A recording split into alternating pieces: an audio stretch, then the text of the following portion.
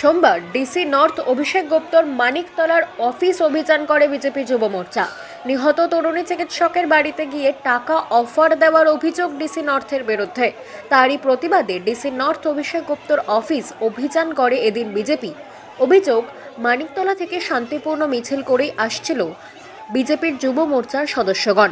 প্রথম ব্যারিকেড তারা টপকে দ্বিতীয় ব্যারিকেডের দিকে এগোতে গেলেই পুলিশের সাথে বিজেপির খণ্ডযুদ্ধ শুরু হয়। বিজেপি কাউন্সিলর সজল ঘোষ এদিনের অভিযানে নেতৃত্ব দেন। তিনি বলেন, ডেপুটেশন দেওয়ার মানসিকতা নিয়েই ডিসি নর্থের অফিস অভিযান করেছিলাম, কিন্তু এখন সেই মানসিকতাও নেই। এভাবে চুপ করানো যায় না, এটি গণতান্ত্রিক দেশ।